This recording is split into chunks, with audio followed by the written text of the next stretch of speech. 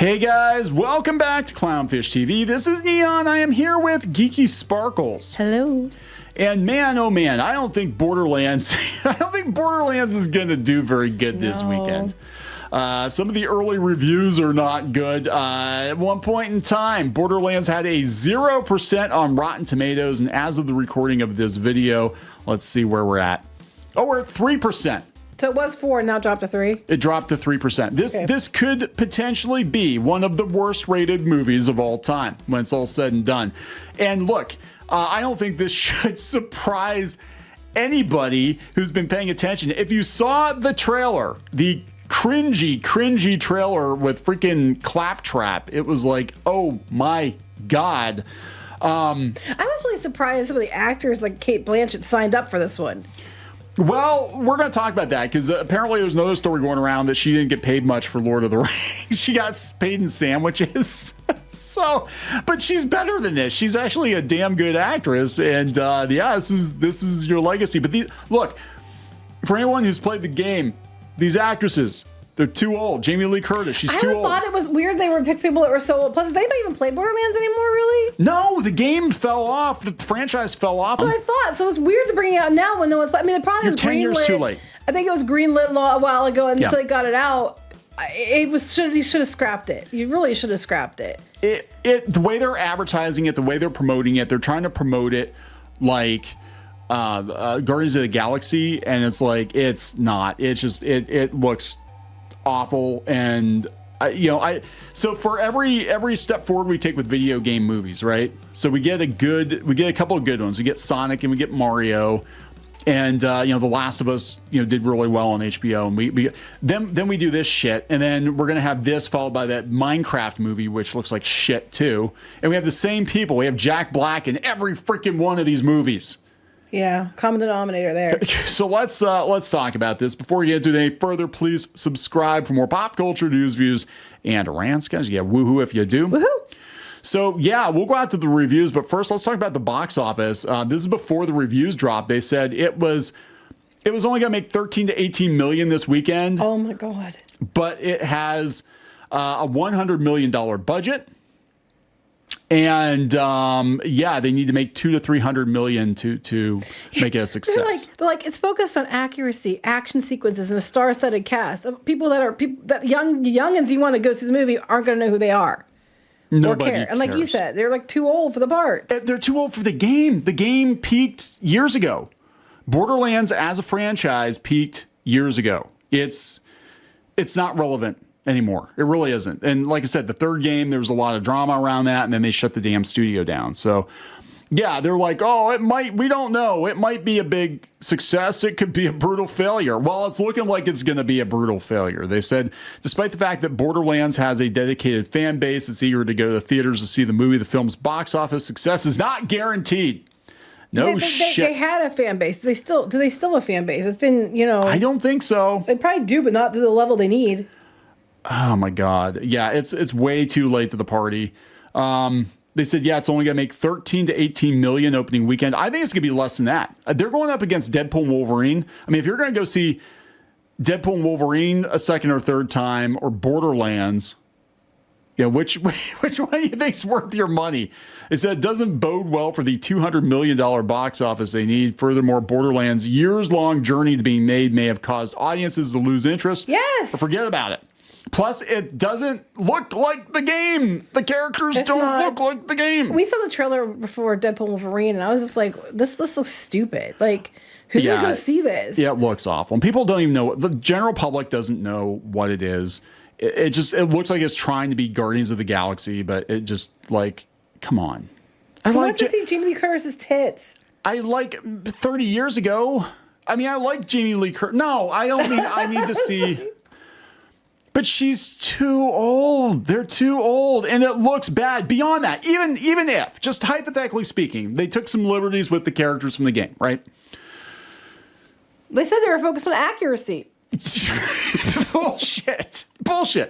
Even if they took some liberties with the characters, and the movie was somehow good, the trailer it's clearly not good. The trailer looked like dog shit. In general audiences, there's no reason for them to go. They're gonna be like, what the hell is this? We got a rabbit girl and this annoying spazzy little robot that won't shut the fuck up. Like much like Jack Black.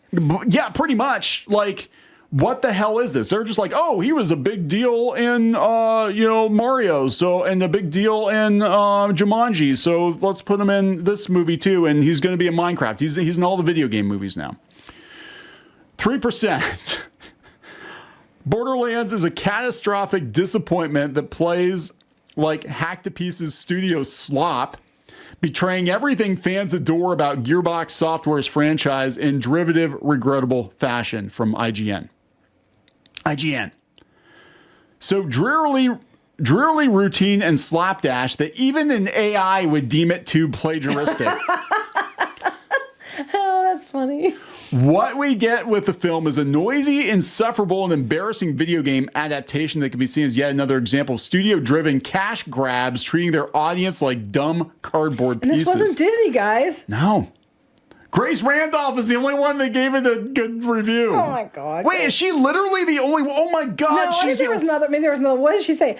I never played the game. Okay, well, that's it. But I got Cate Blanchett starring in a movie like this and doing a great. So basically, she's just geeking over Blanchett. Doing a great job. I wish the script had been adjusted a bit better to accommodate her age. Blanchett fans will enjoy this. I'm not sure about anyone else. But that's not a good enough reason to go see the movie. Grace Randolph. You know, no one says that she's smart. Grace, you've never played the games because her character is significantly younger. Okay? It's like they should have adjusted the script. They should have gotten a younger actress. Okay? Wonder how much Grace got paid. Anyway. I don't know. Wow. CGI slop.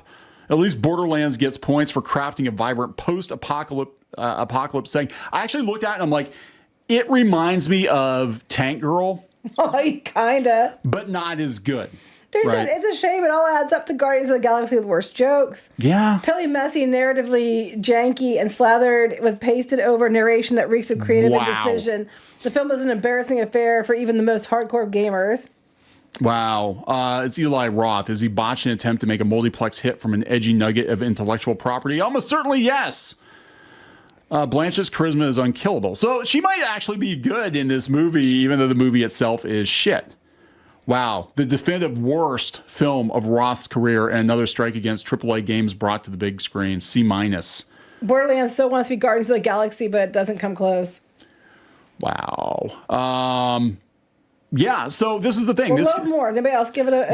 There's more. There's a bigger load. Maybe it was just Grace Randolph. It's just Grace Randolph. She's the only one as of the recording of this video. So if you ever want to know if Grace Randolph is full of shit, which we already knew the answer to. But she just said, I never played the games, but I like Cate Blanchett. But that's not enough to give it a tomato. But again, we don't know how this actually works because I've seen some very lukewarm reviews get a tomato. An hour plus of noise and lame wisecracks without tension or sense of purpose. It would be Exhibit Z in the argument that video games don't transfer well cinematically.